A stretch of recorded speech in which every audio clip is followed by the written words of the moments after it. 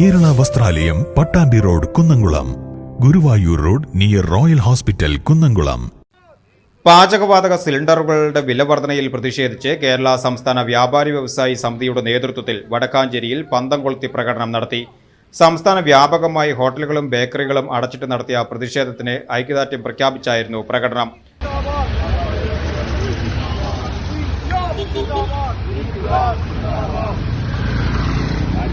ബുധനാഴ്ച വൈകിട്ട് Vadakkanchery bus stand പരിസരത്ത് നടന്ന പ്രതിഷേധ സമരം വ്യാപാരി വ്യവസായി സമിതി ഏരിയ സെക്രട്ടറി ഇ.കെ. കുമാരൻ ഉദ്ഘാടനം ചെയ്തു.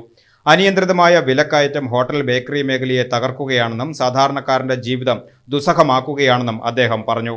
സമിതി ഏരിയ പ്രസിഡന്റ് കെ.ജി. സുഭാഷ് ചടങ്ങിൽ അധ്യക്ഷത വഹിച്ചു. Athani unit secretary T K. Baiju, Aryampadam unit അംഗങ്ങളായ പി.എസ്. മാത്യു, സലീം, സന്തോഷ്, വടക്കാഞ്ചേരി യൂണിറ്റ് അംഗം വില്യം ആൻഡോ, ഓട്ടുപാറ യൂണിറ്റ് അംഗങ്ങളായ ശാന്തകുമാരി, ബിന്ദു, മുകുന്ദപ്രഭ, സുശീല തുടങ്ങിയവർ പ്രതിഷേധത്തിൽ പങ്കെടുത്തു. വടക്കാഞ്ചേരി യൂണിറ്റ് പ്രസിഡന്റ് വത്സലകുമാർ നന്ദി പറഞ്ഞു.